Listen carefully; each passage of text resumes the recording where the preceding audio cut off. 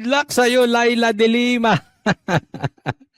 Tingnan natin ang galing nyo. Magmumukha kayong tanga, sinasabi sa inyo. Si Enrile, magulo talaga yan. Ha? Talagang lagi yung maguguluhan kasi si Enrile mismo magulo. Oh. Siya ang nagpatanggal doon sa tatay ni Bongbong Marcos. Ngayon naman kasipsip kay Bongbong Marcos. Magulo talaga yung balimbing. Aso ni Tamba, sulit ang bayad ha. Talagang umaariba, umaarangkada, tahol lang tahol. Nakakagulat yung sinabi ni VP Sara eh. Sapagkat itong impeachment is in one separate article in the Constitution, Article 11. What is the title of Article 11? Accountability of public officers. Accountability. And impeachment is for accountability. Ano ang mga relief na ibibigay dyan? Wala ho diyang kulong, walang civil damages. Mas mahirap po yung parusa dyan. Removal from public office and perpetual disqualification from public office. So, hindi ako sang-ayon sa sinabi ni VP Sara. Dahil ang Constitution mismo ang naglagay ng mekanismo for accountability of public officers. And ito po, in that same article, nandyan ho yung creation of the Office of the Ombudsman and so on and so forth. Pero ang una ho dyan, sa artikulong yan on accountability, is impeachment.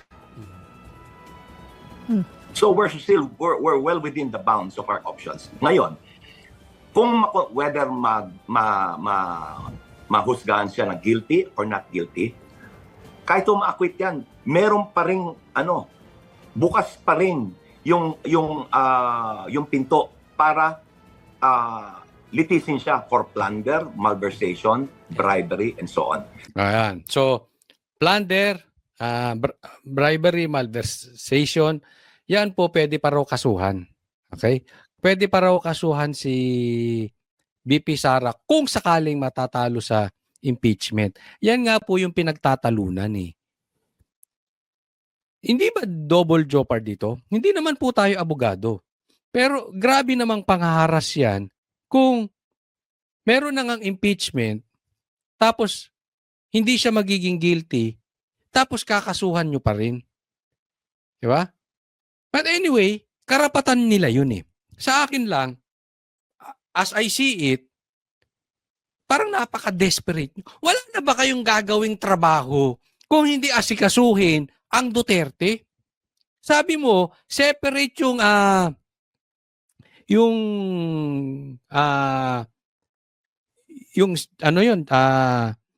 article na yun dito sa batas, yung 11, about yung mga politikong accountability. So sa madaling salita, yung dapat yung kanilang mga pinaggagawang mali ay pananagutan nila. Okay? Accountability. Bakit? Ang linis ba ni Tamba? Yung sinabi ni Chanko, kapalit ng pirma, pondo. Hindi ba dapat accountable din si Tamba ron? Hindi rin ba dapat accountable din si Marcos doon sa flood control projects? Na bilyon-bilyon na nagastos tapos binabaha pa rin tayo? Hindi ba accountable din si Marcos at tinayaan niyang makidnap si Tatay Digong? O sige, karapatan nyo yan lahat. Gawin ninyo. Again, babalikan ko yung punto ko. Wala na ba kayong aasikasuhin kung hindi ang mga Duterte? Wala na ba kayong nakikita? Hindi nyo nakikita si Tamba, hindi nyo nakikita si Marcos. Wala na kayong nakikitang mali sa mga yan, napakalinis. Magkano ang confidential funds ni Marcos? Puro Sara. Kaya nga ang dating nyo ipokrito. Parang ang lilinis ninyo, ni hindi nyo sinilip, ni hindi kayo umimik nyo sa sinabi ni Chanko na bayaran. Kapalit pirma. Doon pa lang, unconstitutional na yun eh. Bawal po yun. So bakit tatanggapin ang isang unconstitutional? Sila lahat kayo nanahimik. So huwag kayong maglinis-linisan. Again, karapatan nyo yan. Okay? Pero meron ding karapatan si Sara. Mamaya i-discuss natin. Very specific po yan sa Constitution. Yes. A judgment of not guilty will not bar the government from suing or charging the impeached official for liabilities for plunder, violation of Republic Act number 3019 as amended, for malversation under the revised penal code, and so on. Ito yung sinasabi niya, pagkatapos ng impeachment, pwede pa rin idemanda si Sara. O sige. Be my guest. Be our guest. Lahat na lang ibintang nyo kay Sara. Sige, go. Kung sa tingin mo, tama ka dyan, karapatan mo yan, go. Okay, attorney, nagpapa-follow up lang yung aming news desk tukol dun sa tanong kanina tukol sa PROSEC panel. Syempre, yung mga congressmen parang halos lahat yun humarap naman sa presko nitong start ng week So we saw them meron ba kami mga inaasahan na dadagdag doon from the private sector or private na mga lawyers or mga bagong muka?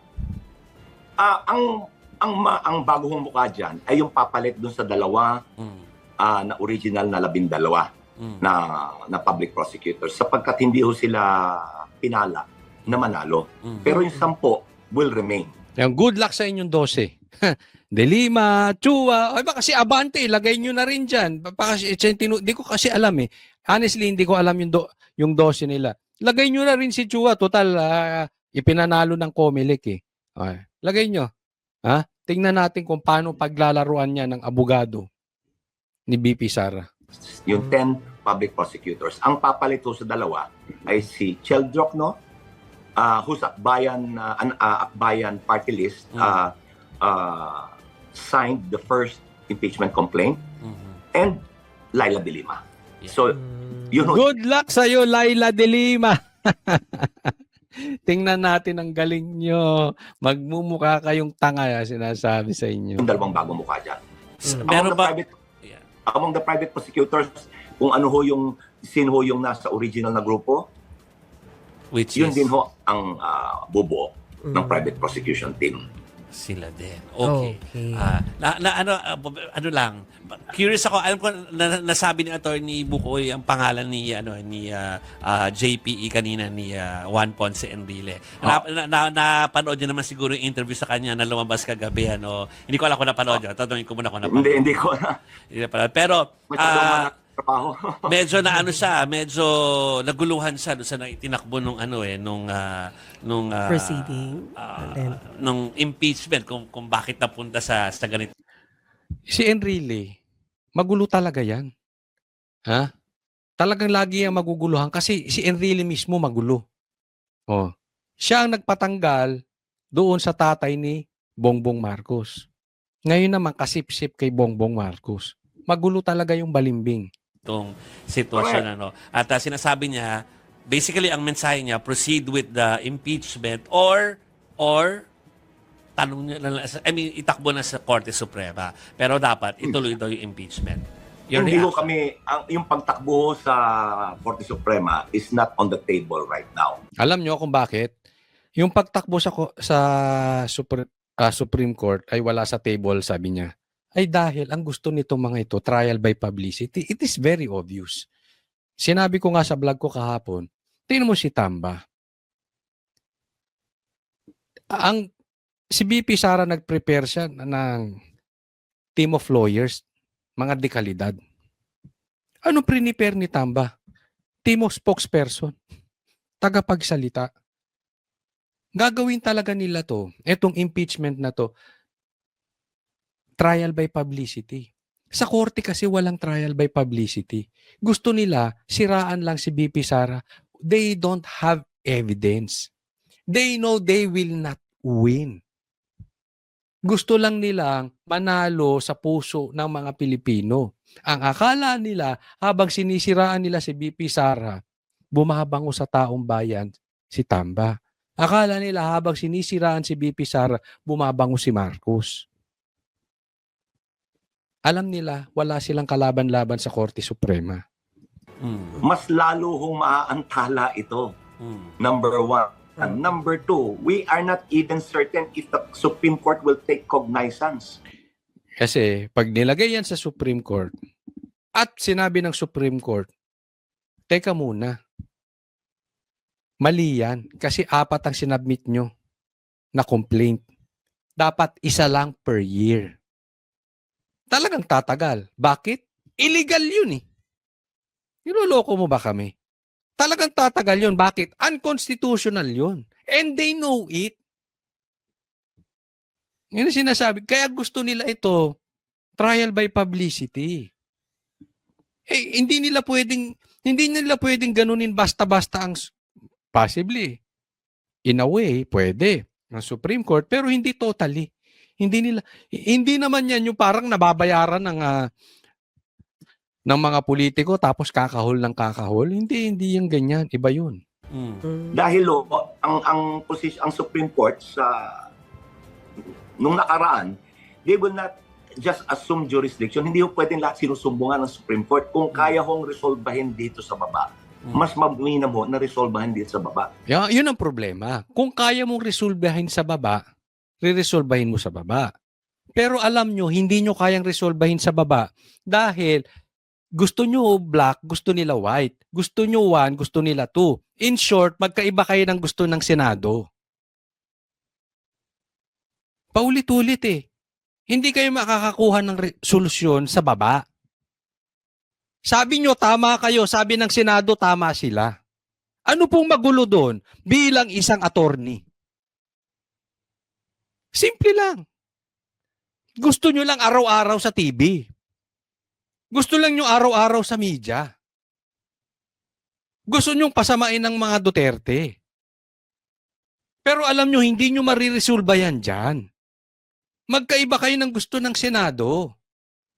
And this is within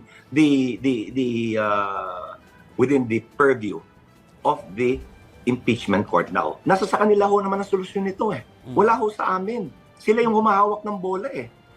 Yeah. Sila ho yung ginagawa kaming tsubibo. Attorney, isa pa, may isang quote pa galing kay JPE kagabi. Sabi niya, Sara Duterte doesn't want to face impeachment trial. I agree. It seems, sabi niya. It seems. Mhm. Tama ho. Kasi kung ano-anong balakid yung nilalagay eh. Okay. Ito, ang punto niya rito, ganito eh. Ayaw daw ni BP Sara nung impeachment. Okay? Pero sinasabi ni BP Sara, I want bloodbath. So, ang punto nila dito, contradicting. So, mamaya explain natin. So, agree kayo doon? Of course. Tama ho yun. Dahil dapat ito isulong na. Masyado na matagal. And the clamor has been there. Asan ang clamor? Yung 200 na congressman na pumirma dahil nabigyan ng pondo according to Chanco? Asan ang clamor? Umiigting pa ngayon eh. Yeah. Biro mo, lahat to ng colleges of law, business clubs. Lahat ng College of Law o maiingay lang yung mga yon? Hindi lang po Ateneo may College of Law. Hello? Anong lahat po ng College of Law? Mga businessman? Sa tingin mo, gusto nila mga negosyante taga sa palakad ni Marcos? Hello? Pati ho ang clergy, ang Catholic Bishops' Conference. Alam mo na ang clergy, alam mo naman ang Catholic. Alam mo naman yung mga yan. Yung mga clergy mo yan. Alam naman natin ang kinikilingan niyang mga yan. It doesn't mean there is a clamor. Anong klase ka? Hindi ko maintindihan. Anong klaseng abogado to? Hindi niya alam ang definition ng clamor? of the Philippines. Nagsalita na. Eh hindi ho basta nagsasalita yan eh. Pero they issued a statement already. Proceed to trial. I think nagkakaisa ho naman tayo dyan. I'm sure kayo, you feel the same way. Proceed to trial. Huwag na magpatumpik-tumpik. Diretso na tayo. Anyway, sinabi nila, handa sila. Eh di sige, handa kami. Dito. Alam mo, point dito, ganito yan. Sabi ni BP Sara, handa sila.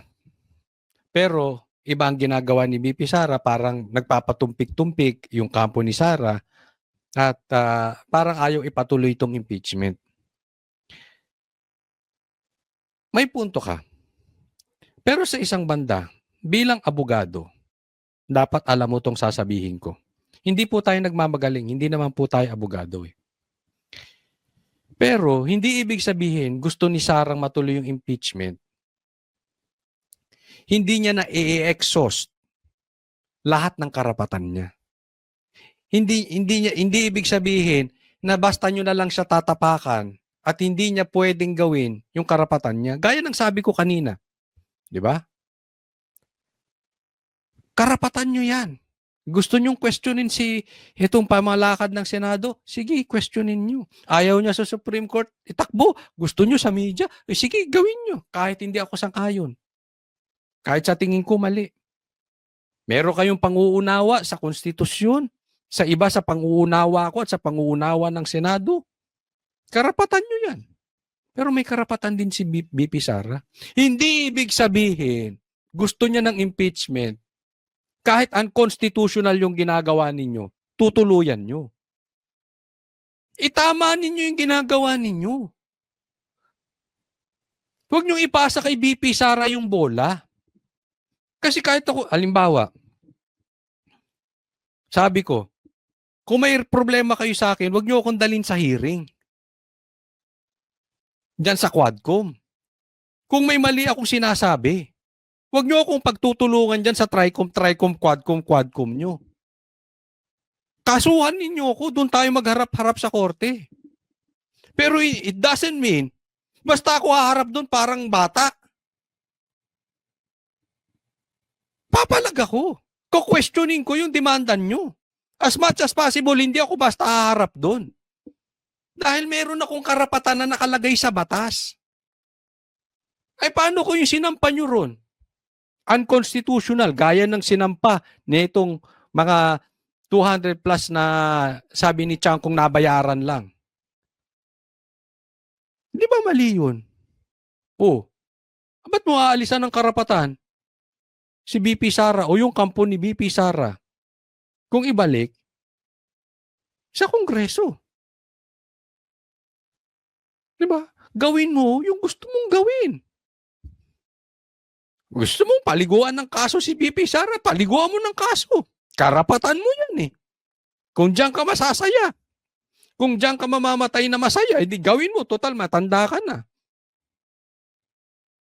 Kung hanggang ngayon, ganyan pa kinasasaya mo, di sige, gawin mo. Pero huwag mo rin alisin yung karapatan ni BP Sara. Questionin yung dapat questionin.